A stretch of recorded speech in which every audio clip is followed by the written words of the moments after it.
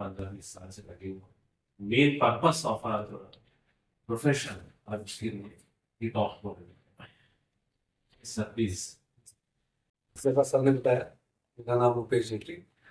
मैं पिछले करीब 36 ईयर से इस प्रोफेशन में हूँ और कोशिश कर रहा हूँ कि आप जैसे लोग या बहुत सारे ऐसे इन्वेस्टर्स, खास करके जिनको बहुत सारी समझ नहीं है इन्वेस्टमेंट की, आप अपनी फील्ड के मास्टर हो, लेकिन उसके बाद भी पैसे कहाँ लग रहे हैं और कैसे लग रहे हैं और कितने लग रहे हैं, क्या वो आपके लिए है, क्या वो आपके लिए नहीं है, वो ज़रूरी है। तो उसको ही समझाने के लिए है। तो हम, चूंकि आप लोग डॉक्टर्स हैं, तो सबसे बड़ी चीज आप लोग के साथ एक दिक्कत आती है कि आप पढ़ने के लिए ज्यादा समय देते हैं और अपने प्रोफेशन के लिए बहुत सारा समय देते हैं, और रेगुलर बेसिस पे उसके बाद पढ़ने के लिए आप बार बार अपने लिए कोशिश करते हैं। तो हम लोग क्या ऐसा नहीं है। हम लोग क्या, एक बार हम पढ़ लिए तो सारा कुछ नहीं हो जाता, अपडेशन बहुत मस्ट है, क्योंकि हमारी फील्ड में भी चेंजेस आते हैं और आप क्या, अभी आपकी फील्ड में चेंजेस के लिए आप बहुत सारा अपडेशन पढ़ने के लिए करते हैं, तो आप हमसे ज्यादा समय पढ़ने में लगाते हैं। तो होता क्या है, प्रायोरिटी आपकी पढ़ना निकल जाती है और पीछे रह जाता है आपकी फाइनेंशियल प्लानिंग, जो आप नहीं कर पाते। कितने लोग ऐसे हैं जिनके घर में गार्डन है? गार्डन गार्डन है गार्डन। क्या उस गार्डन में आप खुद गार्डनिंग करते हैं या आपने किसी को रखा हुआ है? रखा हुआ है। क्यों नहीं कर पाते आप, जबकि आपका वो एक अच्छा एरिया है, आप उसको अच्छे से वो कर पाते हैं? क्यों नहीं कर पाते? समय नहीं है, प्लस नॉलेज नहीं है कि उसको करे कैसे, बिकॉज वो अलग फील्ड है, वो आपकी फील्ड नहीं है। तो उसके लिए आपने रखा है ना किसी को, तो वो प्लान करता है कि आपके लिए क्या बेहतर है और क्या अच्छा लगेगा, गार्डन कैसे अच्छा लगेगा, इसलिए आप उसको रखते हैं, क्योंकि आपके पास समय नहीं है। इसी तरह से फाइनेंशियल प्लानिंग भी है कि आप खुद करते हैं या आपने किसी को दे रखा है हैंड होल्डिंग के तौर पर। दो ऑप्शन है, या तो आप खुद कर सकते हैं, जैसे अभी सबसे हम बात कर रहे थे कि बहुत सारी ऐसी चीज होती है जिन पे हमें जानकारी होती है, और बहुत सारी ऐसी नहीं है कि नहीं कर पाते।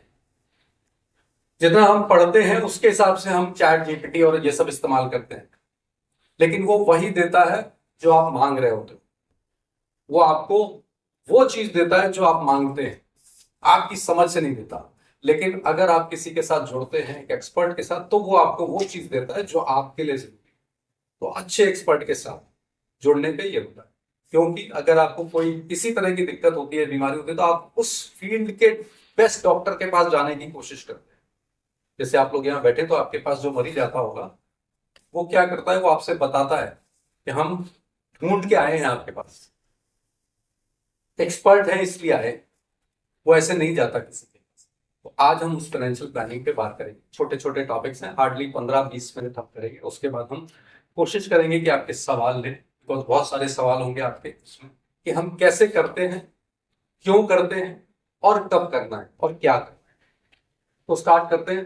क्योंकि आप लोग सबसे पहले क्या करते हैं, आपकी जो इनकम आती है उसको क्या करते हैं आप लोग, खर्चा करने की सोचते हैं सबसे पहले। कौन कौन ऐसा है जो उसको सेव करके फिर खर्चा करने की सोचता है कोई ऐसा? देखिए एक हाथ आया, बिकॉज ये 10 साल से जुड़ी है, तो इनको मालूम है पहले से कि पैसे आने के बाद पहले सेव करने हैं, इन्वेस्ट करने, देन खर्चा करना। तो अभी आप लोग क्या करते हैं, उल्टा करते हैं। पैसे आ गए, खर्चे की लिस्ट बना ली, पहले पहले खर्चा कर दिया, उस 1 लाख में पहले खर्चा कर दिया। अब जो बचेगा वो हम सेव करेंगे या इन्वेस्ट करेंगे। करते हैं सारे लोग, सभी यही कर रहे हैं। एक नॉर्मल मेंटालिटी यही बोलती है कि यही करते हैं, लेकिन जो थोड़ा बहुत भी समझ जिसके पास आ जाती है, वो क्या करता है, पहले अपने पैसे सेव करता है, इन्वेस्ट करता है, बचा हुआ पैसा वो खर्चे के लिए निकालता है। क्या आपको मालूम था कि आपकी सैलरी 1 लाख होगी? नहीं मालूम था, लेकिन आपने खर्चे 1 लाख से ऊपर बना रखे हैं, उसमें क्रेडिट कार्ड, लोन, ये वो सब है। वही फाइनेंशियल प्लानिंग चाहिए।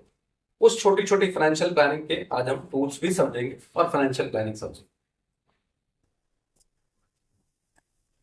बहुत सारा आपने इसमें भी देखा कि हम किस तरह से अपने काम को करते हैं। जैसे आप लोग अपने काम में एक्सपर्ट हैं, उसी तरह से आपको फाइनेंशियल प्लानिंग में एक्सपर्ट तो हम नहीं बना पाएंगे, लेकिन हाँ, कुछ हद तक आपको समझा पाएंगे इस छोटे से समय पे कि आपको फाइनेंशियल प्लानिंग के लिए क्या क्या चाहिए होता है और क्यों करते हैं। सबसे पहले आपको समझना है कि जो भी चीज आप फाइनेंशियल प्लानिंग के तौर पे कर रहे हैं वो शॉर्ट टर्म नहीं, लॉन्ग टर्म। ये जो एक लाइन है यही आपको आगे तक ध्यान रखनी है, बिकॉज कोई भी चीज जो शॉर्ट टर्म के लिए है, शॉर्टकट है, वो लॉन्ग नहीं जाएगा। और आपको अपने पैसे अपने रिटायरमेंट तक के लिए रखने हैं, अभी जो आप कमा रहे हैं, बिकॉज रिटायरमेंट पे आप वो काम नहीं कर पाएंगे जो आज आप कर रहे हैं। तो वो पैसा ही आपका एक तरह से क्या होगा, हेल्प करेगा जो आपको आफ्टर रिटायरमेंट हो। तो सबसे पहले गोल प्लानिंग के तहत आपको समझना है कि अगर हमारी 30 ईयर्स की एज है तो हमारे पास क्या क्या गोल्स हैं। सबसे पहले जिनकी शादी नहीं हुई उनको मैरिज के लिए प्लानिंग करनी है पैसे की। दूसरा, अगर मैरिज हो गई है तो किड्स हैं उनकी प्लानिंग करनी है, उनके लिए पैसे चाहिए। फिर उन किड्स के लिए आपको उनके किसके लिए, एजुकेशन के लिए पैसे चाहिए। फिर अगर वो भी हो गया है तो उसके बाद मैरिज के लिए चाहिए। फिर मैरिज के बाद आती है आपकी रिटायरमेंट प्लानिंग, जब आप रिटायर होंगे तो पैसा चाहिए। जो हम गोल्स की बात कर रहे थे सर, उसमें यही 3-4 गोल्स हैं जिनको ध्यान में रख के आप सारी फाइनेंशियल प्लानिंग करते हैं। अगर आपने ये नहीं किया तो क्या होगा, जो जो कह देगा आप वो कर लेंगे, ये कर लो वो कर लो, वो उसी तरह से चलता रहेगा। तो वो जो मिस मैनेज है उसको मैनेज करके प्लानिंग के तहत आप आगे बढ़े कि हमको करना क्या है। उस पैसे को जो हमने बचाया 1 लाख में से सेविंग एंड इन्वेस्टमेंट के लिए, उसको समझना है कि हमको कहाँ कहाँ लगा सकते हैं, क्या वेन्यूज होते हैं।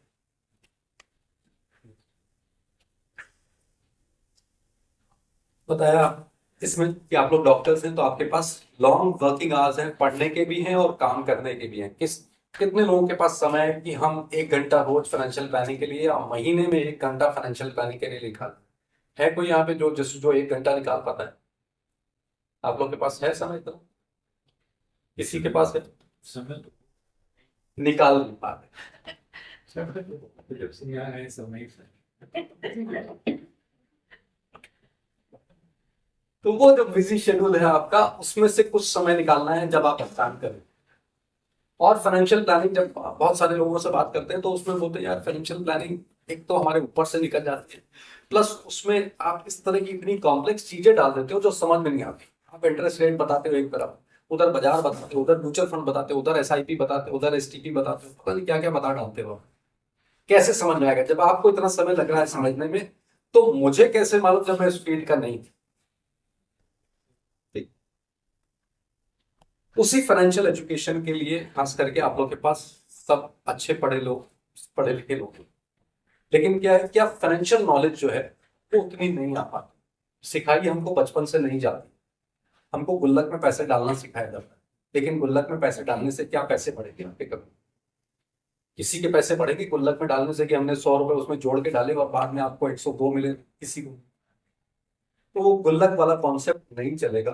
तब तक चलता था जब तक हम छोटे थे। आज की डेट में इन्फ्लेशन 6-7% है। अगर आपने वही 100 रुपए आज की डेट में 1 लाख रुपए बैंक में डाले, 2.5% ब्याज है, आपको सेविंग्स का मालूम है आपके बैंक में। तो अगर आपने वही छोड़ रखा है 10 लाख रुपए, मेरे पास बहुत सारे ऐसे इन्वेस्टर जो 10 लाख रुपए छोड़ रखा है, 20 लाख रुपए छोड़ रखा है, पूरे पैसे कुछ तो दे रहा है, लेकिन उनको ये नहीं मालूम कि 7 से 8% इन्फ्लेशन है।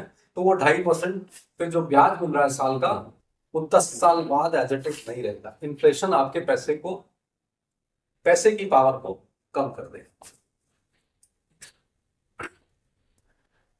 बहुत छोटा सा इन्फ्लेशन वेल्थ क्रिएशन का फॉर्मूला दिया यहाँ पे।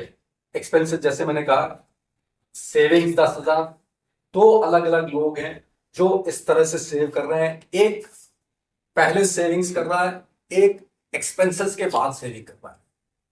दोनों में यह दिक्कत है कि एक ने खर्चा करने के बाद सेविंग करी, उसके बाद 10,000 बचा। एक ने पहले सेविंग करी, वो 20,000 रुपए बचा के तब काम कर। किसके पैसे ज्यादा होंगे? पर्पस किसका बड़ा होगा?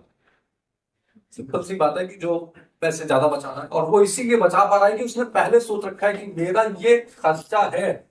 सेविंग्स मेरी खर्चे को उसने मान लिया। उसने उसको ये नहीं माना कि मेरी सेविंग है, उसने उसको मान लिया मेरा खर्चा है 10,000 रुपए की, मेरी कहीं पे अगर वो जा रही है तो वो मेरी SIP मेरा खर्चा है, और उसको मान के चलता है, और वो सेविंग्स उसकी इन्वेस्टमेंट आ रही है। अब सबसे बड़ी चीज जो आप लोग के अंदर कमी होती है या सब सारे इन्वेस्टर्स में अपने ऊपर मत लीजिए, डिसिप्लिन की कमी होती है। आप अपने प्रोफेशन में डिसिप्लिन है बहुत सारे, बहुत ज्यादा, बट जैसे ही इन्वेस्टमेंट आता है डिसिप्लिन नहीं होते। किसी से भी अगर मैं कह दूं कि हर महीने आपको 10,000 रुपए मेरे को देने हैं जो मैं इन्वेस्ट करूंगा, कितने लोग ऐसे हैं जो 1 महीने, 2 महीने, 10 महीने तक दे पाएंगे, उसके बाद नहीं दे पाएंगे।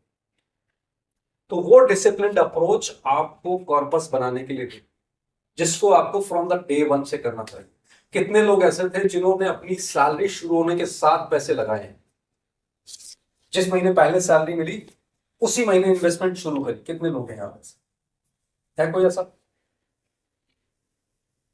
कोई है ऐसा? हाँ पहले मोटरसाइकिल मैं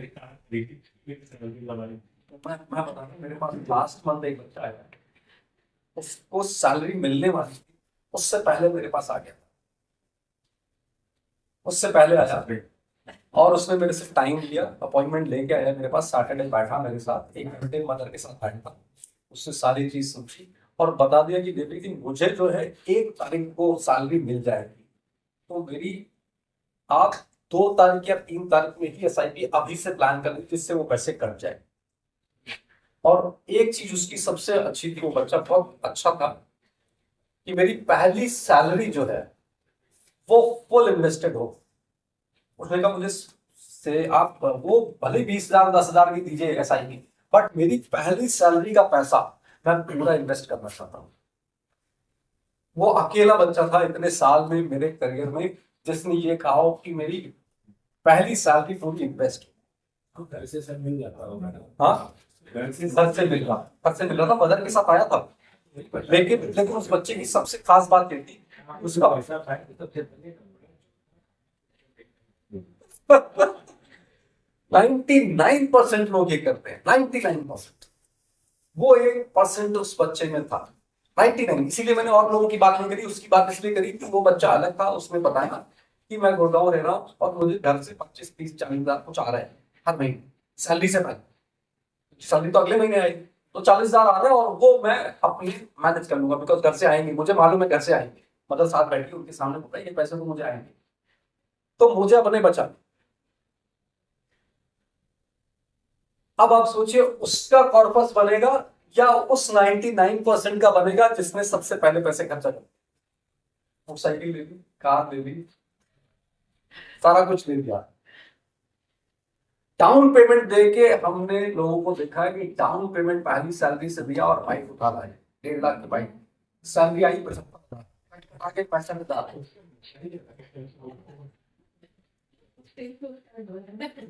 लेकिन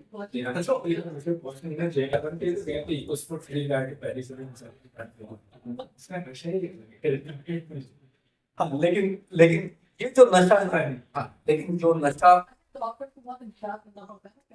हाँ वो लगता है ना उनको भाई 7 से 8 साल लग गए, उसके बाद पढ़ाई के बाद भी मुझे मुझे मुझे जितना जानकारी 7-8 साल लग गए, जैसा मैं इन लोगों के साथ बैठता हूँ, दोनों के साथ इनके साथ, तो मुझे मालूम है कि इतना समय लगता है और उसके बाद आप सोच नहीं पाते। फिर आप सोचते हो पिछला जो 10 साल में खोया है वो हम पहले पूरा करेंगे, पैसे तो फिर हम कमा लेंगे, जो देखा जाएगा, कमा भी लेंगे और इन्वेस्ट भी करेंगे। तो यहाँ क्या इन्फ्लेशन को समझने के लिए मैंने डाला है सिर्फ 10 रुपए की कॉस्ट जो आपको बाद में 150 रुपए हो जाएगी। सिर्फ इन्फ्लेशन अगर हम 7% लेते हैं तो आपके आज के जमा करे हुए 100 रुपए 10 ईयर्स बाद अगर 7% है तो आप वापस 100 रुपए की वो चीज वापस नहीं खरीद पाएंगे। सिर्फ 7% की बात कर रहा हूं तब, जबकि हमारे इंडिया में इन्फ्लेशन समटाइम्स 8, 9 और 10 चला जाता था। अभी तो फिर भी 5-7 साल से कुछ थोड़ा सा रुका है, अदरवाइज आफ्टर कोविड रुका हुआ है। अदरवाइज कोविड से पहले 8 और 9% था, जहां पे हम इंटरेस्ट रेट भी 8 और 9% देते थे। आज इंटरेस्ट रेट घट गया इसीलिए कि इन्फ्लेशन थोड़ा सा कंट्रोल्ड है। उसकी वजह से क्या होता है, एजुकेशन कॉस्ट बढ़ती है, हेल्थ केयर कॉस्ट बढ़ती है। उसके लिए आपको तो प्रॉब्लम नहीं है, हेल्थ केयर बढ़ती है तो आपकी सैलरी बढ़ती है, बट अगर कहीं भी जाएंगे तो हेल्थ केयर कॉस्ट बढ़ती है। आपका लिविंग स्टैंडर्ड चेंज हो जाता है। जो आज आपने सोचा है वो 10 साल बाद नहीं होगा, 10 साल बाद आपकी लिविंग स्टैंडर्ड में फर्क आएगा। वो कहां से आएगा? क्या सैलरी उतनी बड़ी जितना आपने लिविंग स्टैंडर्ड बदल दिया? नहीं होता ऐसा। आपके गोल्स बदल जाते हैं। आज आप अपने बच्चे को पढ़ा रहे थे, मान लेते हैं किसी ऐसे स्कूल में जहां पे उसकी फीस 12-14 हजार थी, लेकिन जब तक वो 12th में आता है उसकी फीस हो जाती है 28-30 हजार, जो आपने सोची नहीं थी। वहां भी तो इन्फ्लेशन काम कर रहा है। आपने जो शर्ट आज पहनी है ये 500 रुपए की थी आज से 5 साल बाद पहले, आज ये शर्ट ऑटोमेटिक आपकी 1000 रुपए की हो चुकी है। शूज जो आप पहन रहे थे 500 रुपए के, आज वो 1500, 1800 और 2500 रुपए के हो चुके हैं।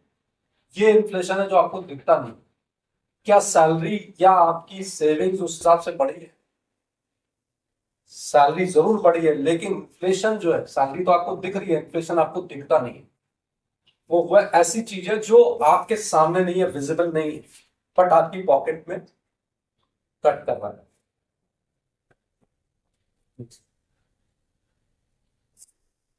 अब आते हैं फाइनेंशियल फ्रीडम। जब आपने फाइनेंशियल प्लानिंग की बात करी तो आपको फ्रीडम क्यों चाहिए? अगर आपने पैसे बचा लिए हैं, आपने सेव कर लिए हैं, और आपने अगर अपने दिमाग में बैठा लिया कि हमको इतने पैसे बचाने हैं, तो फाइनेंशियल सिक्योरिटी जो है, that is called financial freedom. वो आपको आपके डिसीजंस बेहतर करने में मदद करता है। मेरी जेब में अगर आज 100 रुपए हैं तो मेरा सोचने का तरीका अलग है, लेकिन अगर वहीं मेरी जेब में आज 1 लाख रुपए है तो मेरा सोचने का तरीका अलग है दुनिया को देखने का। है सबके लिए।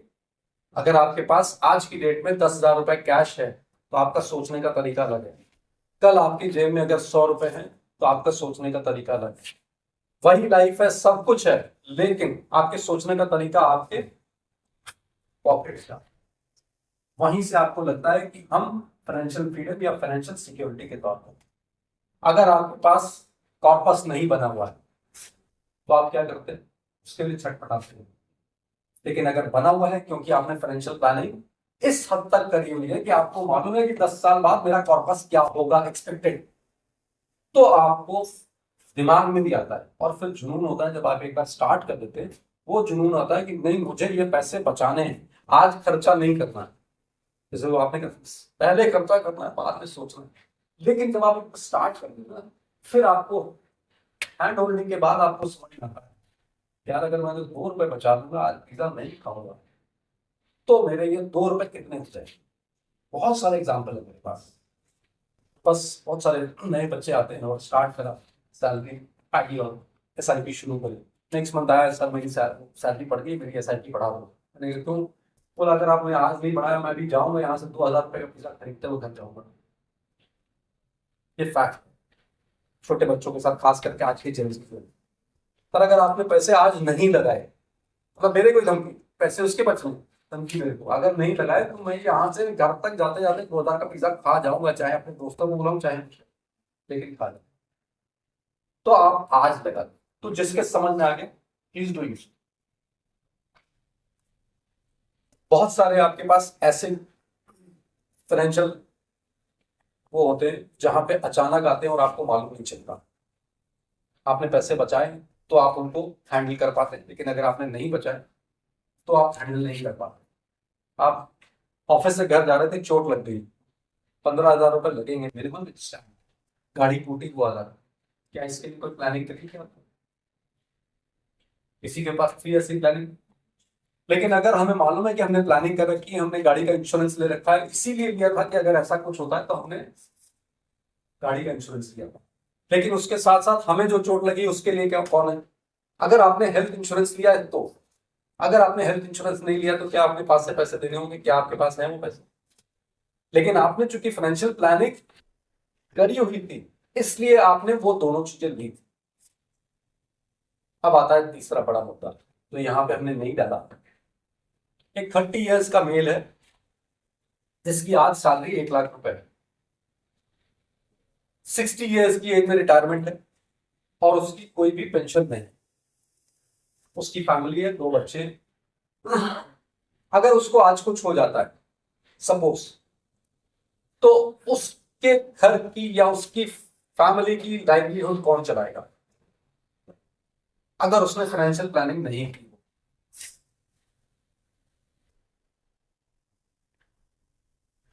नहीं की हो तो उसकी फैमिली बिखर जाएगी। बच्चे जहां पर अच्छे स्कूल में पढ़ रहे थे वहां से नॉर्मल स्कूल में आ जाएंगे। लेकिन अगर उसने फाइनेंशियल प्लानिंग की तो उसने गाड़ी के इंश्योरेंस के साथ, हेल्थ इंश्योरेंस के साथ अपना एक टर्म प्लान इंश्योरेंस भी लिया हुआ था, जो कि उसकी सैलरी का 20 टाइम्स था। 1 लाख रुपए के हिसाब से उसका 2 करोड़ का इंश्योरेंस था, 20 टाइम्स ऑफ दैट। तो अगर 2 करोड़ का इंश्योरेंस था, उसकी फैमिली को 2 करोड़ रुपए मिलेगा आफ्टर हिज डेथ, जो 30 की एज के बाद 31 में हो गई। और 31 की एज में अगर उसकी घर फैमिली को 2 करोड़ मिलेंगे तो उसका लाइवलीहुड चलेगी। किसी और तरह का इंश्योरेंस नहीं चाहिए था उसको, सिर्फ टर्म प्लान चाहिए था। 6 तरह के या 12 तरह के इंश्योरेंस, लाइफ इंश्योरेंस नहीं चाहिए। लेस रिस्क में, लेस प्रीमियम में हाई रिस्क कवरेज चाहिए था। लेकिन अगर उसको कोई समझाने वाला नहीं हुआ तो उसको कोई एलआईसी की पॉलिसी बेच चुका होगा और उसके पास होगी, और अगर उसकी डेथ होती है तो वहां उसको 5 से 10 लाख रुपए, करीब 90% होगा। जानकारी नहीं।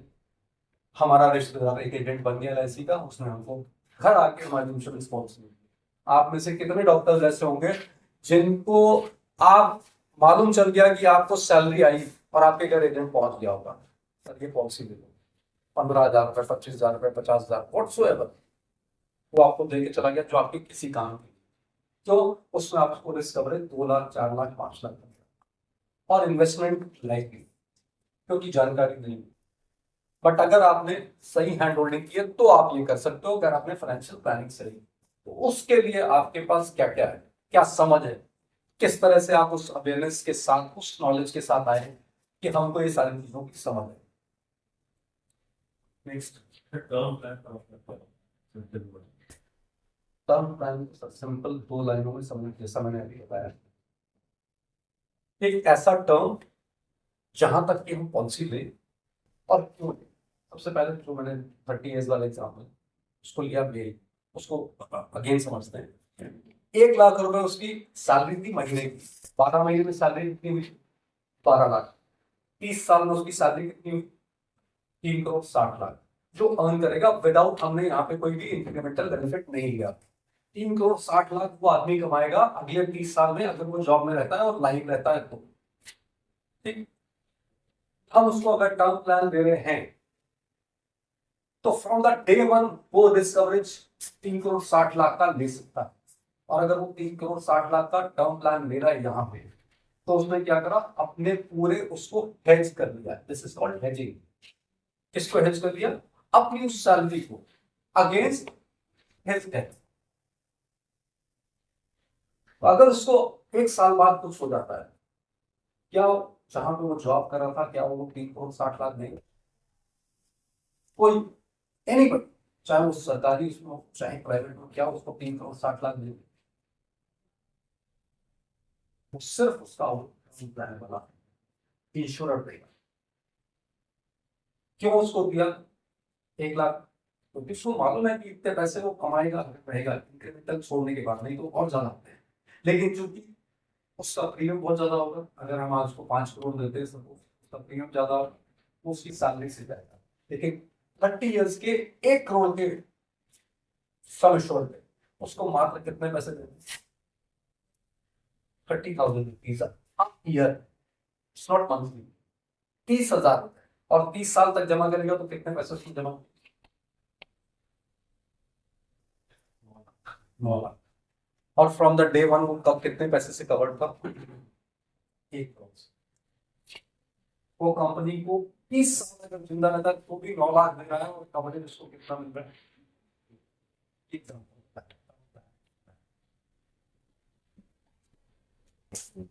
टैक्स बेनिफिट है। लेकिन आज आप कहाँ लेते हैं, आप तो आप नए टैक्स को छोड़, टैक्स उसकी डेथ नहीं हुई तो वो कैसे गई नॉर्मल, उसके लिए अलग वो है, आप रिटर्न ऑफ प्रीमियम वाला भी आता है, बट वो लेना नहीं है, वो समझ मतलब ठीक नहीं है, was not।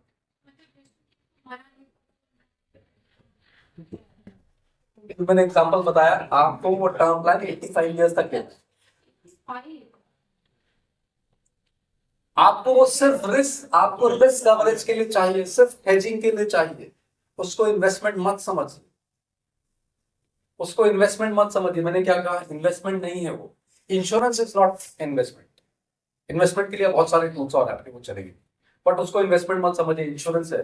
तो इंश्योरेंस का मतलब ही क्या, you are hedging your life with that premium, hedge कर रहे हैं आप। इसलिए उसको मत समझ। तो वो टर्म प्लान थोड़ा सा लंबा ज्यादा हो जाएगा।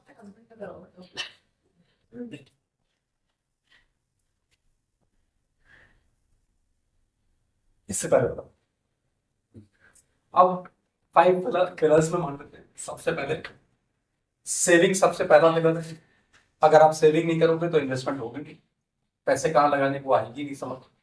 दूसरा आ जाता है पैसे अगर हम लगा रहे हैं तो सेफ होने चाहिए, तो प्रोटेक्शन होना चाहिए उस पैसे का। हम ऐसे नहीं किसी पॉन्जी स्कीम में लगा दें और पैसे हमारे चले जाएं, मतलब नहीं। तो अगर आपने सेफ लगा रखा है पैसा,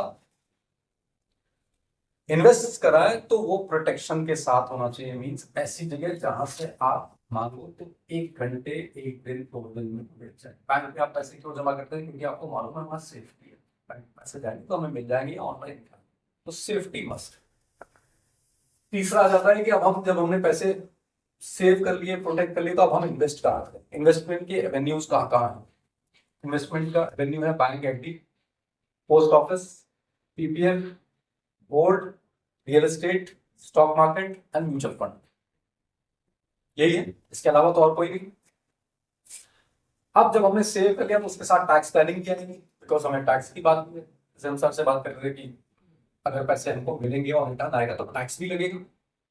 तो जितने भी 5 से 6 एवेन्यू बताए उनमें टैक्स सबसे ज्यादा है, लेकिन म्यूचुअल फंड में सबसे कम टैक्स है। तो अभी नेक्स्ट उसमें वो भी करें। अब आती है रिटायरमेंट प्लानिंग, जिसमें बहुत छोटा सा हमने बात की कि अगर आपके पास पैसे होंगे तो आपको मंथली पैसे बन पाएंगे। अगर आपने कोई कॉर्पस जोड़ा है तो उससे आप पैसा मंथली ले पाएंगे। कैसे? अगर आपने मंथली कोई पैसे जोड़े हैं तो आपका कॉर्पस बनेगा।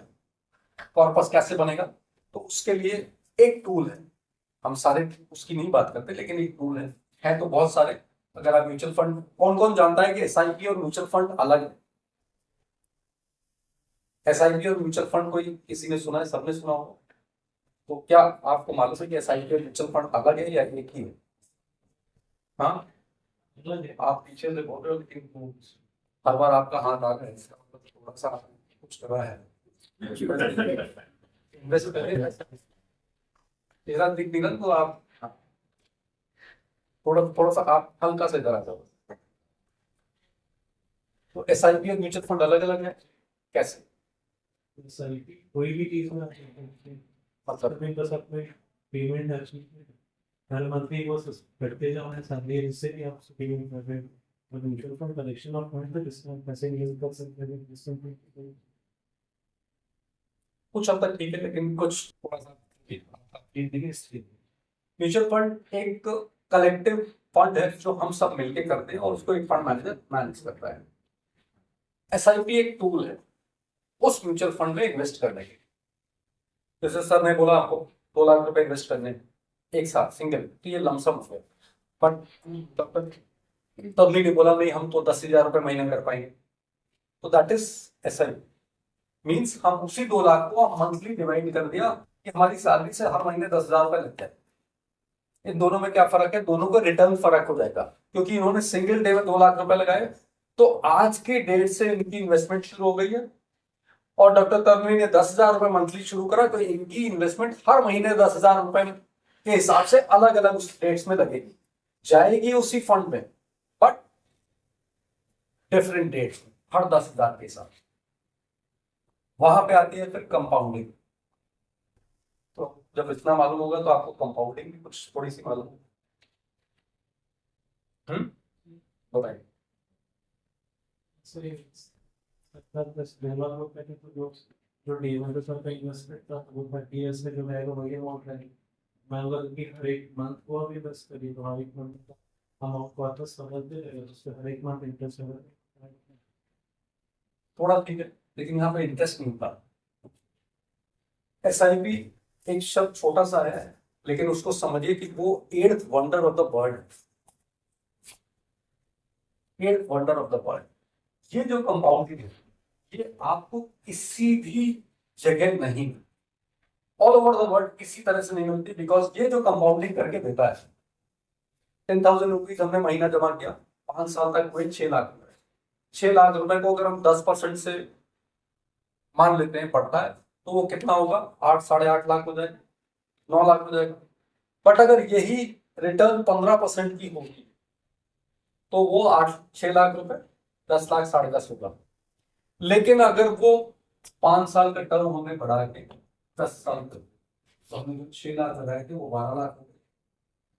बट यहाँ कंपाउंडिंग काम करते 10 लाख वो 28 से 30 लाख वहां कंपाउंडिंग है। और अगर वही हमने 15 साल तक तो आपने जमा की 18 लाख, लेकिन अब वहां पे वो सिर्फ डबल नहीं होगा, वो पैसा हो चुका होगा 60 से 65 तक। कंपाउंडिंग कैसे काम कर रही है? हर महीने आप इन्वेस्ट कर रहे हो, हर महीने बाजार अलग है, हर बार उसको यूनिट्स अलॉट हो रही है जो अलग रेट्स पे है। 3 साल पहले जो बाजार थी आज नहीं है, 3 साल बाद की। सन 2008 में हमारी इंडेक्स 21,000 पे थी और जब लेमन ब्रदर्स वाला वो आया तो गिर के 8,000 पे आ गई। तो जो पैसे लगा रहा था वो 10,000 तब भी लग रहे थे उसके, 21,000 पे भी, लेकिन जब 8,000 गई तो भी लग गए।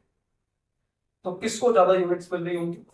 जो रेगुलर 8,000 वाली यूनिट्स की आज की रेट बाजार 78,000 पे है, 10 टाइम्स के आसपास। तो जो उसका उस समय का उस महीने का पैसा लगा हुआ था वो आज 10 टाइम्स पे है 16 साल बाद। क्या कोई ऐसा इंस्ट्रूमेंट था जो 16 साल में 10 टाइम्स दे पैसा? ये उसकी एसआईपी के साथ ये कंपाउंडिंग, बिकॉज वो थोड़ा थोड़ा करके जमा करता है, हर महीने जमा करने में उसको यूनिट्स तो मिल रही है और जितनी बाजार खराब होती है यूनिट्स उसको ज्यादा मिल रही है। जब बाजार बढ़ती है तो उसको यूनिट्स कम मिलती है बिकॉज पैसा सेम है।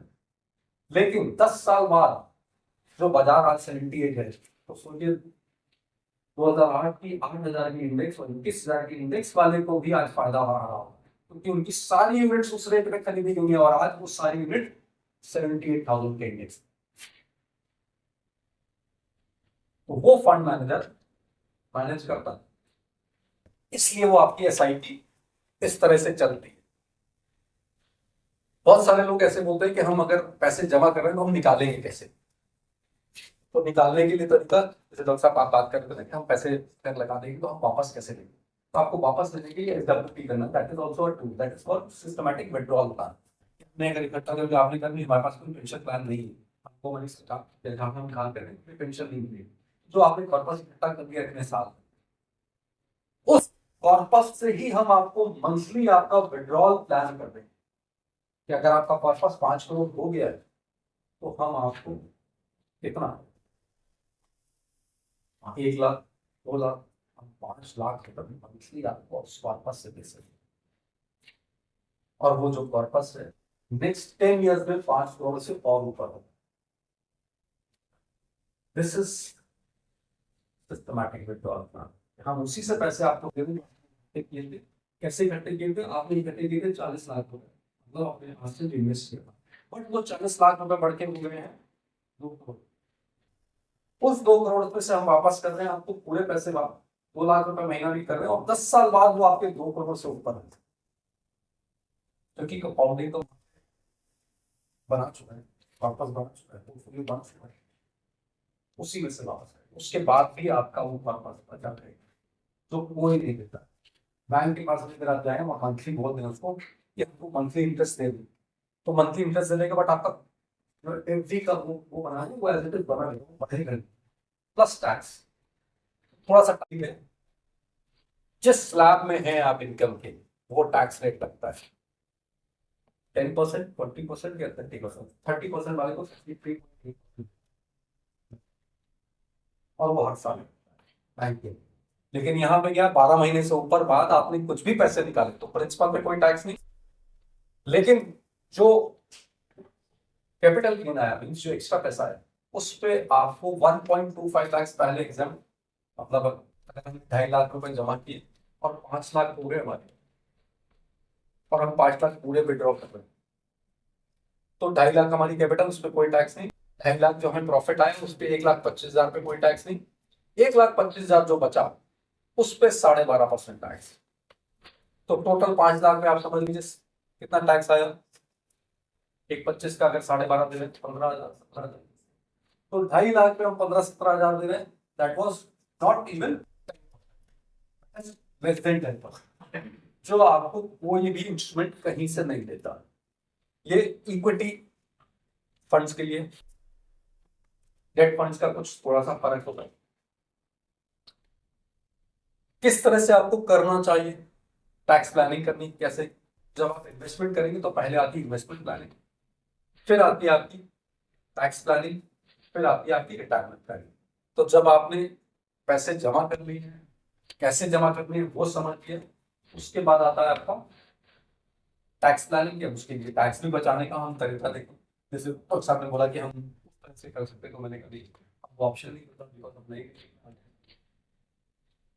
फिर भी अगर हम ये इस तरह की टैक्स प्लानिंग कर रहे हैं तो हम पैसे बचाएंगे। लास्ट में आती है रिटायरमेंट प्लानिंग, बिकॉज हमको चाहिए आज की डेट में अगर हमारी लाइवलीहुड में हमारे 1 लाख रुपए महीने लग रहे हैं, तो आपके रिटायरमेंट के बाद आपको कितने पैसे चाहिए होंगे खर्च करने? 2 से 2.5 लाख रुपए महीने। उस 2-2.5 लाख रुपए को कहाँ से लाएंगे जब आप सैलरी नहीं रह गए, आप रिटायर थे? कहाँ से लाएंगे?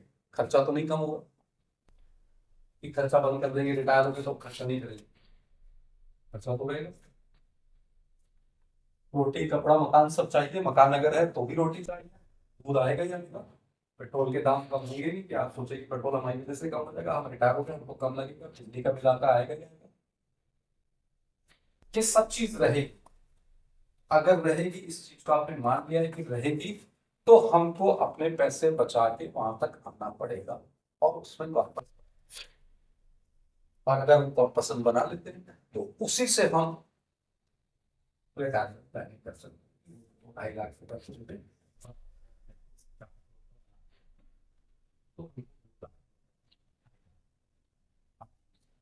उसके लिए हमको किसी के पास जाने की जरूरत।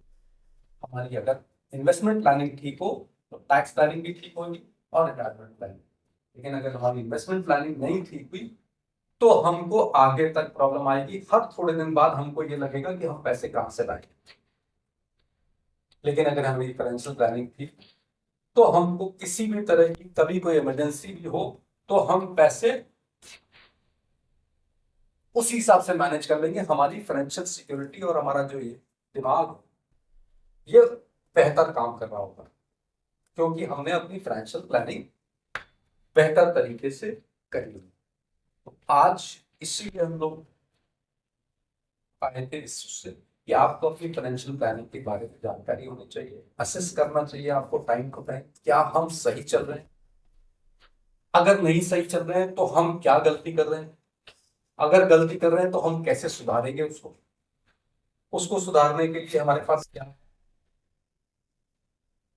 तो अभी तो हम लोग हैं यहाँ पे, बात कर सकते हैं। आप लोग के जो सवाल भी हम ले लेंगे, सवाल इतने के बाद आपके दिमाग में आए जरूर होंगे, तो अगर आप पूछेंगे तो हम लोग को अच्छा लगेगा बताने में। तो चाहेंगे कि जो सवाल यहाँ से निकल के आए, कुछ ऐसी बात अगर हमने आपको बताई जो आपको लगा हाँ हिट करी है और ये दिमाग में थी लेकिन कोई पूछता या बताता नहीं था, तो आप बिल्कुल पूछ सकते हैं। उसी के लिए हम आए। हम किसी तरह का कोई प्रमोशनल वो नहीं है, सिंपल आपके सवालों के जवाब के लिए जो इस आधे घंटे के सेशन से निकले हों आपके दिमाग में, उसके लिए आए कि आप समझ सकते हो कि हाँ ऐसा कुछ है जहाँ पे हम लैग कर रहे थे फाइनेंशियल प्लानिंग में या अपनी इस तरह की चीज में, तो आप बिल्कुल पूछ सकते हैं। तक सब आप जो आपके 2 सवाल जो आ रहे हैं जरूर पूछ सकते हैं। तो मैं जो टर्म इंश्योरेंस की बात हुई, तो अगर हमारे पास सफिशिएंट कॉर्पस जनरेट हम कर लेते हैं उसके बाद में टर्म इंश्योरेंस यस, कुछ क्यों? अच्छा सवाल है।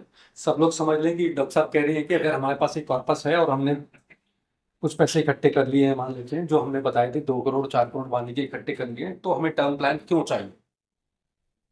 अल्टीमेट है चाहिए तो बच्चे की मतलब इन केस और हाँ, सपोज मान लेते हैं मिसहैपनिंग हो गई, तो अब जो हमारा कॉर्पस था उसी में से पैसे जाएंगे ना।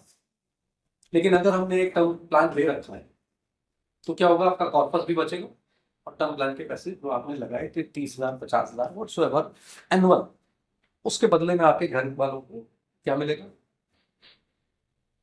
एक ऐसा पैसा जो आपने उनके लिए प्लान किया, अपने लिए नहीं किया। टर्म प्लान प्लान ही किसके लिए किया जाता है, अपनी फैमिली के लिए। इंश्योरेंस का मतलब ही क्या है, कि हमारे लिए नहीं, खास करके जो हो गया तो पैसा नहीं मैच्योर नहीं होता यहाँ कुछ, यहाँ मैच्योरिटी की सोचिए ही नहीं। टर्म प्लान का मतलब ही मैच्योरिटी सोचनी नहीं है। टर्म प्लान को मैच्योरिटी सोच के मत,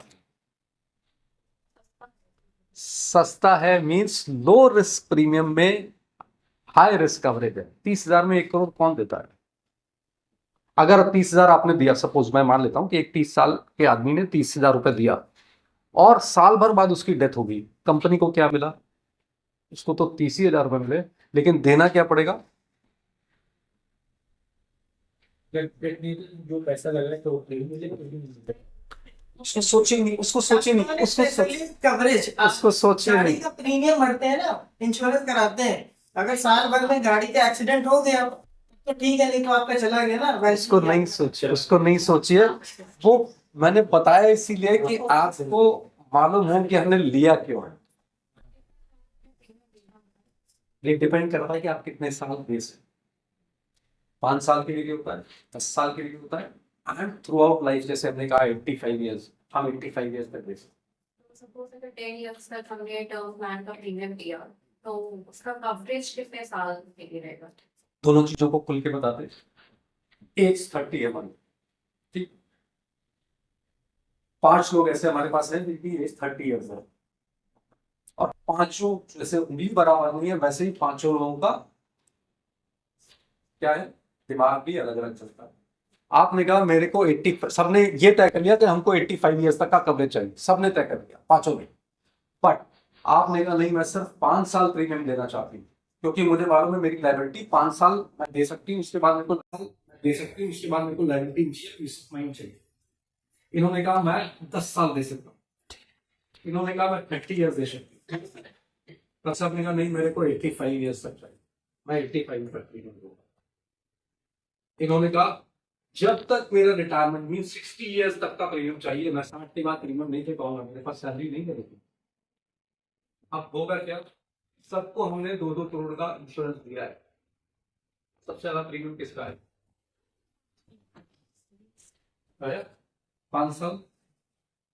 सबसे कम किसका आएगा? वाइफ कौन होगा?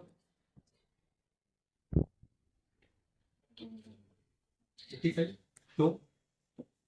सस्ता नहीं, सबसे कम प्रीमियम। हाँ, कंपनी कंपनी मान लेते हैं इनका बाद प्रीमियम में हम बंद भी कर सकते हैं, लगेगी। बंद करने का ही नहीं, बंद करने का सिस्टम ही नहीं। तो आप दे रहे हैं तो जिस साल प्रीमियम दिया उस साल आप कवरेज है, अगले साल नहीं दिया आपकी कवरेज खत्म। लेकिन आपने 5 साल में पीस ऑफ माइंड ले लिया कि आप 5 साल नहीं देना, आपने 5 लाख रुपए दे दिए, सब हो गया 8 लाख दे दिए। इनको वही 5-8 लाख रुपए कितने साल में देने? इंस्टॉलमेंट में। हो सकता है इनको 9 लाख, आपने 8 दिए, इनको 9 देने, बट 9 लाख रुपए कितने साल में? 40 साल में जाकर देंगे। आपने कितने साल में दिए? 5 साल।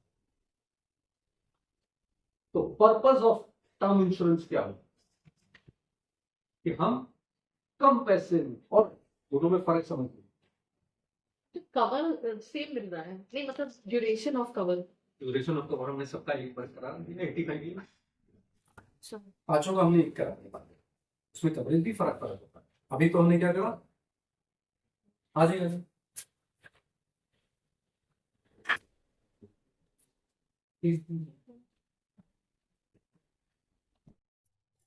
कवरेज ज्यादा क्यों लेना है? कवरेज इसलिए ज्यादा लेना है, 60 साल 65 साल तक तो कोई प्रॉब्लम नहीं, लेकिन अगर 70 साल में जाके आपको कुछ होता है, 70 साल के बाद अगर आपको कुछ होता है, तो क्या वहां 2 करोड़ रुपए मांग रखती है आपके घर वालों के लिए? क्योंकि आपने पर्पस, जैसा इन्होंने बताया, पर्पस तक बन चुका होगा, 2 करोड़ माने कहां से रखते हैं? From the day one of risk. आज हमें कुछ हो जाए तो कल मेरे घर वालों के लिए वो पैसा माने रखेगा, 30 साल बाद मेरे घर वालों के लिए पैसा माने रखेगा। Good point. 30 साल बाद वो जरूरत नहीं थी, मेरे घर वालों को भी जरूरत नहीं होगी उस पैसे की। आज उनको जरूरत है कि अगर मुझे आज कुछ हो जाता है तो कल उनको वो पैसे काम आएंगे। जैसे मेरे बच्चे पढ़ रहे हैं या किसी टाइमली है मेरी, वैसी कंटिन्यू हो सकती है, लेकिन 30 साल बाद जैसे अभी उन्होंने बताया कि 35 इयर्स में लास्ट कोई मतलब कंपनी बैंकरप्ट नहीं हुई है, क्या गारंटी है कि आगे भी नहीं होगी अगर उसमें हम रिफाइल हटा रहे हैं? का अल्ट्रा शॉर्ट बॉन्ड हुआ था। हाँ, लेकिन उसमें ज्यादा पैसे वापस करेंगे, पैसे उसमें ज्यादा पैसे वापस करेंगे। 35 ईयर्स से नहीं हुआ है, ऐसे भी समझिए जब हम म्यूचुअल फंड की बात करते हैं तो हम उसमें पैसे कैसे जमा करते हैं? हम सबने इकट्ठे करे, इन्होंने 5,000 दिए, इन्होंने 10,000 दिए, इन्होंने 50,000 दिए, इन्होंने 5 लाख दिए, सबने इस तरह से अलग अलग इकट्ठा करके कॉर्पस 5 करोड़ बना लिया। हम सबके पैसे लगे, एक फंड मैनेजर है तो उसको मैनेज कर रहा है, तो वो पैसे कहाँ लगा रहा है? उसने 60 कंपनियों के शेयर खरीदे हुए, 60 कंपनीज। अगर उसमें से एक कंपनी भी डिफॉल्ट कर जाती है, मान लेते हैं जीरो हो जाती है, सपोज जैसे रिलायंस अनिल अंबानी की कोई कंपनी जीरो हो गई और उसने उस पर पैसे लगाए, लेकिन कितने लगाए? उस 5 करोड़ से उसने सिर्फ 5 लाख रुपए या 2 लाख रुपए लगाए होंगे उस कंपनी में, बाकी सब उस 59 कंपनीज में लगाए। जो ग्रो हो रही है उससे ज्यादा ग्रो हुई, जैसे Reliance, HDFC bank, ICICI bank, इन सब में लगाए थे जो पिछले 10 से ज्यादा ग्रो करे हैं। तो आप सबका कलेक्टिव पैसा जो है जहां लगा हुआ है वो सिर्फ इसीलिए है कि 60 के 60 कंपनियां नहीं डिफॉल्ट करेंगी या जीरो हो जाएगी। अब कितना परसेंटेज में, जैसे मैंने बताया कि उसको दिखता है फंड मैनेजर को भी कि ये कंपनी गड़बड़ हो रही है, तो ये कि क्या चल रहा है बाजार में, इसलिए डिफॉल्ट नहीं होता। जैसे लोग साहब ने कहा एक फंड डिफॉल्ट करा था, हुआ क्या था? कोविड पीरियड आ गया। कोविड पीरियड में कंपनी ने उधार दिया हुआ था, मींस दूसरे फंड में इक्विटी बाजार से उसने नहीं खरीदा हुआ था, उसने कॉर्पोरेट्स को उधार दिया हुआ था to the tune of around 23,000 crore, 23,000 crore था। उस 23,000 करोड़ में कौन कौन था? वोडाफोन आइडिया भी था, जिसने 5 से 7,000 करोड़ दिया हुआ था। और जैसे आपको मालूम है कि वोडाफोन आइडिया को फ्रॉड, तो कंपनी ने क्या करा कि वहीं पे स्टॉप किया और उधारी लेना वापस चालू कर दिया, कि जहां जहां उधार लिया था वहां पैसा निकालना, रियलाइज करना शुरू। क्योंकि साख बचानी थी, हमारे बहुत पहले थे उस समय पे करीब 1,20,000 करोड़ इन्वेस्टमेंट के बाद वो वैल्यू थी। और ये 23,000 करोड़ रुपए ऐसे एक फंड में चले गए जहां पे कोविड की वजह से प्रॉब्लम आई। कोविड एक ऐसा अनटूवर्ड इंसिडेंट था जो हम लोग ने शायद लाइफ टाइम नहीं देखा, पिछले 100 साल में किसी ने नहीं देखा था। बहुत सारा ऐसा कुछ हुआ, उसी पीरियड में हुआ था, बट विद इन 3 इयर्स वो 23,000 करोड़ रुपए, 24,000 समथिंग था, उसको कंपनी ने 9% इंटरेस्ट के साथ वापस किया, 28,000-29,000 करोड़ रुपए। मीन्स जहां जहां से था वहां से रियलाइज किया और अपने सारे जितने भी यूनिट होल्डर्स हैं उनको देगा। तो एक सबसे बड़ी चीज होती है कि डिफॉल्ट नहीं है फॉर द लास्ट। वो डिफॉल्ट नहीं था, वो वाइंड अप था, मतलब स्कीम्स हमने बंद कर दी, और उसके बाद रियलाइज करके पैसे सबको बांटे। जरूर 6 महीने 8 महीने की दिक्कत रही क्योंकि कोविड था, वो प्रॉब्लम आई, बट सबको बांटे। जैसे उन्होंने कहा कि मान लीजिए हम सबने पैसे लगाए तो सबको मिले प्लस इंटरेस्ट के साथ। मीन्स अगर आपने 7% इंटरेस्ट वहां पे आगे कर रहे थे तो जो क्लोजर हुआ उसका पूरा तो 9%। इसीलिए मैंने आपको कलेक्टिव फंड लगाया तो कलेक्टिव रिस्क भी हो गया हमारा से। रिस्क भी इसी तरह से सब में डिवाइड हो गया। कितने तक आप सोचिए, जैसे 5 करोड़ है, हमने तो 5 करोड़ की बात करी। आज जो फंड साइज है वो 50,000 करोड़ और 1 लाख करोड़ है, एक एक फंड का इतना साइज। तो अगर उसमें हमारे 5 लाख रुपए लगे हैं तो परसेंटेज में सोचिए हम कितने, 0.001%। ये तो मेरे 5 लाख है ना, Yes. तो मेरा पूरा। तो आप सोचिए रिस्क नहीं बचा ना उसमें, जब उसने इतने पैसे लगा रखे हैं। और अगर एक कंपनी डिफॉल्ट करे तो बाकी तो 59 है और वो काम कर रहे हैं, और उसने उसको पहले, आप उसके डिफॉल्ट करने से पहले वो बेच चुका है मैक्सिमम, और किसी और को इनकम ही है जो उसको दिखती है। फंड मैनेजर से गलतियां जल्दी नहीं करता, बहुत कम होता है जब वो गलती करता है। 5-25 साल की हर महीने की जैसे एसआईपी करती है ना, उसी एसआईपी की तरह उसकी 5% सैलरी कटती है और उसी फंड में जाती है जो वो मैनेज करता है, जिससे उसको भी जवाब नहीं।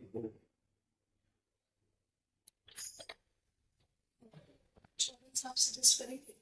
हाँ, हेल्थ इंश्योरेंस, लेकिन पर्पस हेल्थ इंश्योरेंस को लेने का कलेक्टिव आप फैमिली के लिए ले रहे हैं, अपने लिए ले रहे हैं? दोनों का हेल्थ इंश्योरेंस में कई सारी कंपनीज है। कंपनी का होगा तो हम कंपनी बता देंगे, ये कंपनी ठीक है, खास करके जो आपको परेशान, हमको परेशान ना करे। 100 रुपए से एसआईपी शुरू कर सकते हैं और अनलिमिटेड अमाउंट तक है। 100 रुपए मंथली भी, 100 रुपए डेली भी, क्वार्टरली भी, फोर्टनाइटली। तो जब हम 100 रुपए मिनिमम तक सोच सकते हैं कि यहाँ तक भी कर सकते हैं, जैसे बहुत सारे लोगों के दिमाग में होता है ना कि नहीं मिनिमम 5 और 10,000 की ही मिनिमम लिमिट होगी, ऐसा नहीं है। शुरू करने के ऊपर है कि आप कहाँ से शुरू करना चाहते हैं, लेकिन जब तक आप पूछेंगे नहीं, बताएंगे नहीं, कोई आपको अपने आप नहीं बताएगा। और अगर आप ढूंढना शुरू करेंगे तो गूगल में तो सब कुछ है, बट क्या गूगल में सब कुछ ठीक है? आप लोग तो डॉक्टर है, आप लोग को मालूम है कि अगर आपके पास पेशेंट आता है और वो गूगल से पढ़ के आता है तो आप लोग कैसे रिएक्ट करते हो? क्या गूगल से ही करा दो फिर इलाज, होता है सब, बहुत बार आता है। मेरे फ्रेंड को मैं लेके गया, उसको चोट लग गई और डॉक्टर के पास बैठा, तो सब लाइव था, डॉक्टर के पास बैठा और उसको बताया, उसको इससे डॉक्टर ने कुछ सजेस्ट किया, वो डॉक्टर को पढ़ा दिया। तो मैं साइंस का स्टूडेंट हूँ और गूगल से मैंने ये पढ़ा, मेरे को ये है, ये डॉक्टर पहले तो सुनता रहा, इलाज के लिए मेरे पास के प्रैक्टिकल है, सब कुछ तुम्हें अगर मालूम है, साइंस के स्टूडेंट हो, डॉक्टर नहीं हो। कैश पैसे का कहाँ इस्तेमाल सही करेंगे? कैश मतलब कैश ऐसा पैसे जिसने देखा नहीं से उसके लिए हमारे पास कोई इलाज पैसा उस एसआईपी में लगा सकते नहीं लगा, कहीं कि के सारे वो आपके टैक्सेबल अमाउंट्स में आने से। हम सिंपल था, आपको वो चीजें बताएंगे जो पैसे को लीगल है। मैंने पूछा सो कहीं पे या डिस्कस करते हैं, बाकी तो आपको पता ही है हमारे गैस वाला पिज्जा के लिए गैस वाले बात नहीं कैश वाले के लिए ये जो इतने सारे लोग हैं, ये आपको ज्यादा बेहतर बता पाएंगे मेरे से।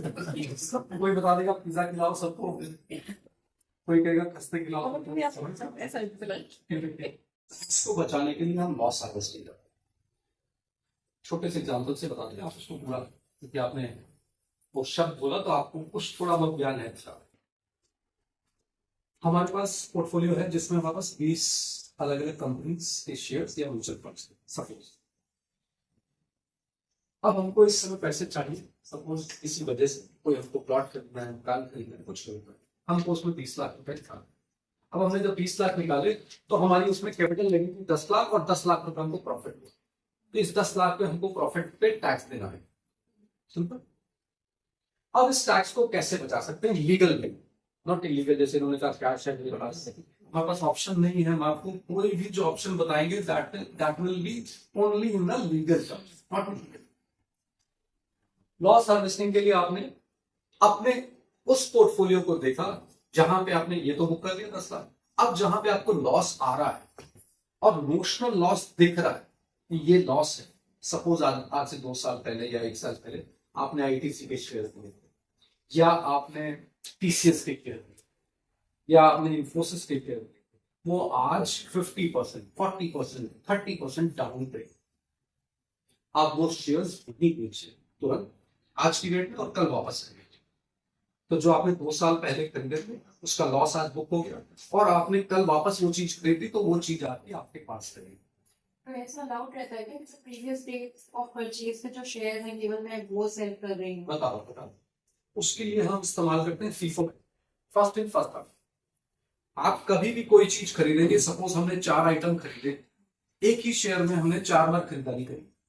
आईटीसी हमने कल खरीदा, परसों खरीदा, 2 दिन बाद, तो जो बेचेंगे आप वो पहला वाला काम, वो हमेशा first in first out method for the stocks also and for the mutual funds वो काउंट करेगा। एसआईपी में भी आपने 10 साल एसआईपी चलाई, और 10 साल बाद जब वापस ली तो आपने पूरे पैसे नहीं लिए, तो आप बोलो नहीं मेरी जो बाद वाली है, जो नुकसान मैंने फायदे में खरीदी है वो वाली निकालो, नहीं है साहब, जो शुरू में पहले खरीदी गई थी वही फर्स्ट आउट।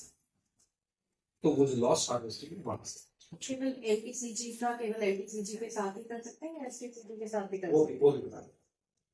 दो तरह का टैक्स हो गया, short term STC and LTCG means long term.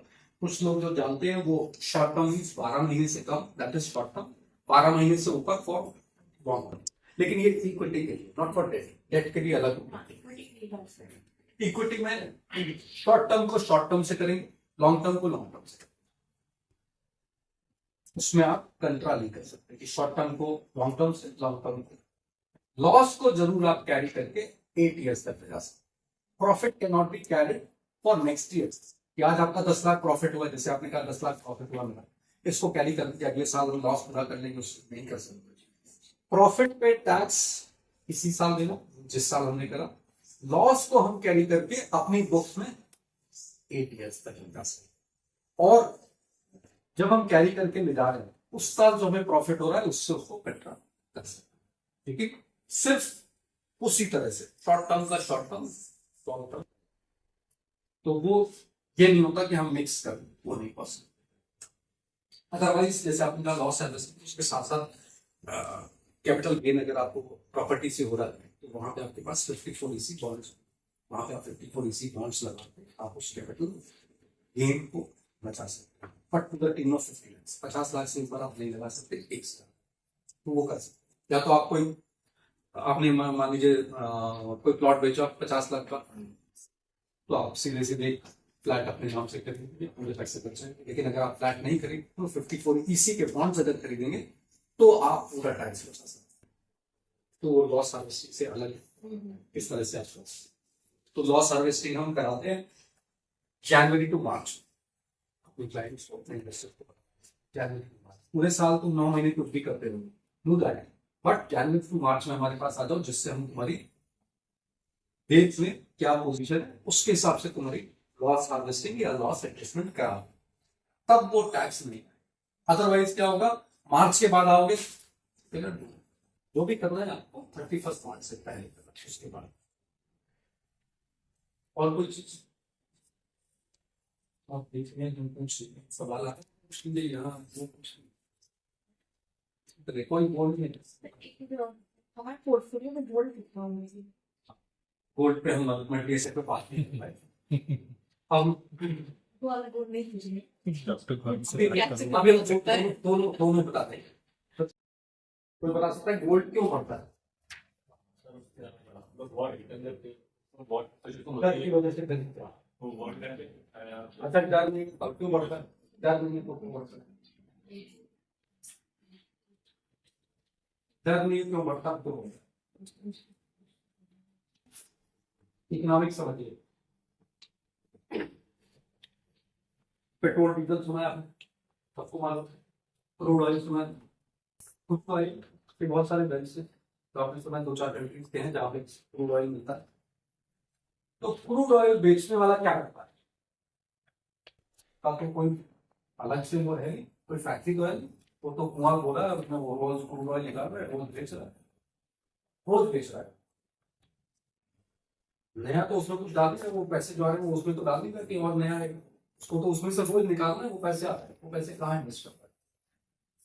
वो दुनिया के हर जगह इन्वेस्ट कर चुका है, क्योंकि वो पिछले 20 साल 30 साल से रोज क्रूड ऑयल निकाल बेच रहे हैं। क्रूड ऑयल का रेट आपको मालूम है, आज की डेट में $80-85 प्रति बैरल है। तो वो जब सब जगह जमा कर चुका है तो क्या करेगा? क्या रियल एस्टेट अगर खरीदने में आ जाए तो वो एक कंट्री को खरीद लेगा? इतना पैसा आ रहा है, क्या करेगा? रियल एस्टेट में लगाएगा, इसको देख ही नहीं सकता। तो जब जब क्रूड ऑयल बढ़ता है तब तब आप देखिएगा, इस समय तो नहीं चल रहा, वो अलग चल रहा है। क्रूड ऑयल बढ़ने के बाद सबसे पहले वो गोल्ड खरीदते हैं। क्रूड से मैक्सिमम ऑयल खरीदा जाता है। जितनी भी इस तरह की कंट्रीज होंगी, आपने देखा गल्फ कंट्रीज की इन्वेस्टमेंट करेगा, वो इक्विटी में इतना पैसा नहीं करता, उनको दिखा इक्विटी में ज्यादा पैसा है तो सारा बता दूंगा गोल्ड। तो जब जब आपको गोल्ड बढ़ेगा तो आपको गोल्ड की प्राइस बढ़ेगी। समटाइम्स बट अदरवाइज जो टेंशन आपने बोला टेंशन की वजह से बढ़ता है, तो सबसे पहले सेफ एसेट में जाता है। Safe asset is gold.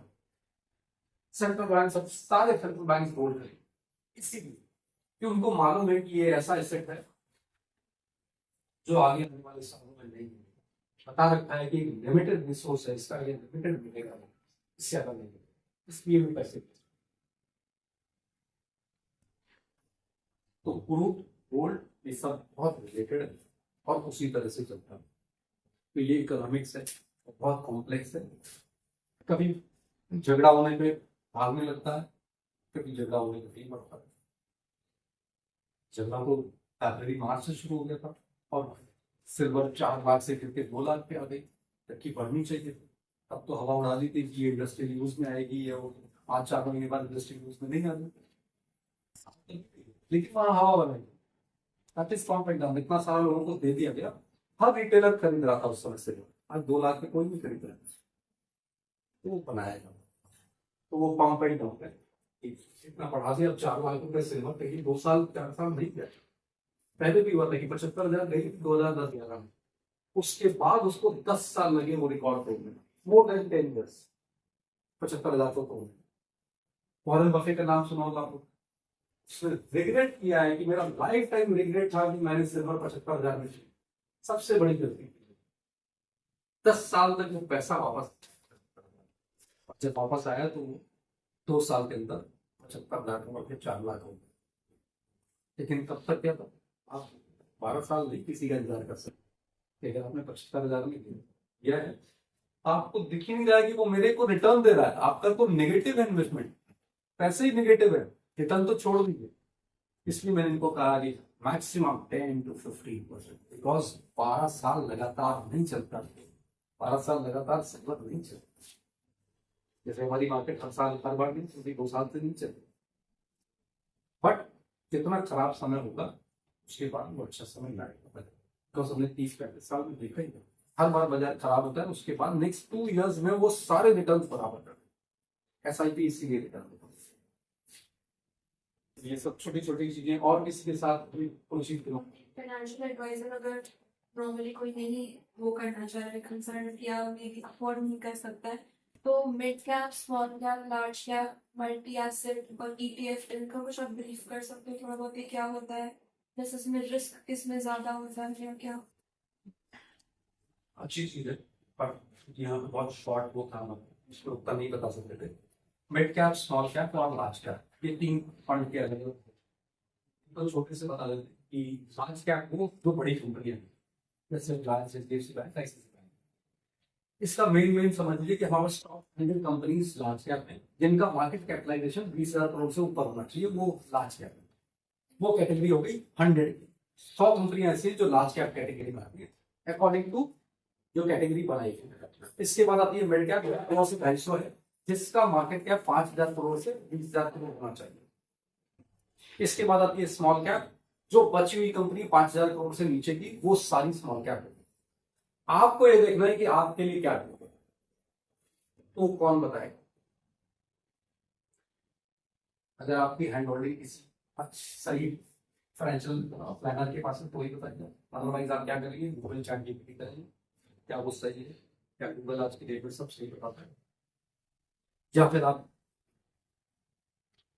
अपने यादों की क्या उनको उसकी जानकारी है और कितनी है, अगर है उतनी है जितनी जरूरी है। इसलिए आपके पास फाइनेंशियल प्लानिंग है। कॉस्ट तब मैटर करती है जब आपको लगे कि कॉस्ट आपके उस पैसे से ज्यादा है। मेरे इतने पेशेंस के साथ आपने सुना, ये बहुत अच्छी और मेरी बहुत बड़ी बात है, इतने पेशेंस के साथ सुना।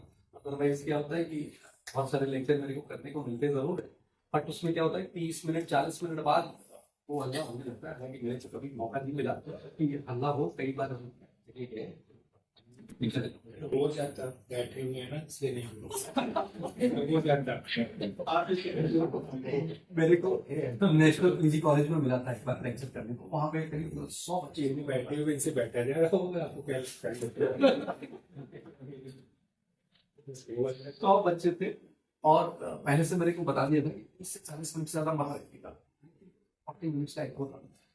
40 मिनट के सेशन के बाद सवाल आना शुरू हुए, तो बच्चों के बहुत सवाल थे, फैकल्टी के बहुत सवाल थे।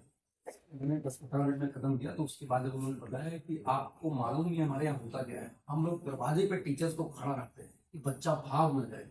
40 मिनट जो आप बैठाए हुए थे वो होता ही नहीं, और बच्चे निकलने को नहीं तैयार।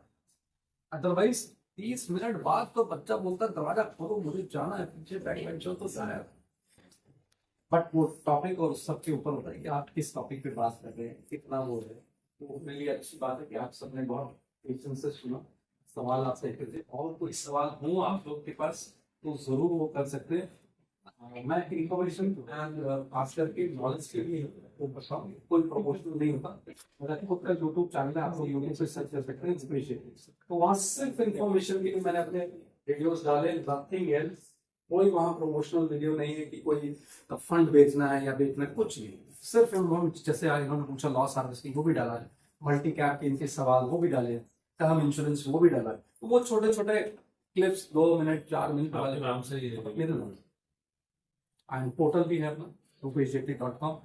प्ले स्टोर पे हम रुपेश जेटली पे हैं, जहाँ पे मेरा पोर्टफोलियो पूरा मिलता है, जहाँ पे पोर्टफोलियो देखते हैं डेली बेसिस पे। जैसे हमें होता है कि रोज डेढ़ लोग देखते हैं, तो वो थोड़ा सा गड़बड़ होता है, ठीक नहीं है। अगर आपने कहीं इन्वेस्ट किया तो आप 10 साल दूर रहिए, जैसे उन्होंने कहा 50 ईयर्स, लेकिन अगर हम इनको इन्वेस्ट करा देंगे तो ये कल से देखने लगेंगे मेरे पैसे का थोड़ा ज्यादा हो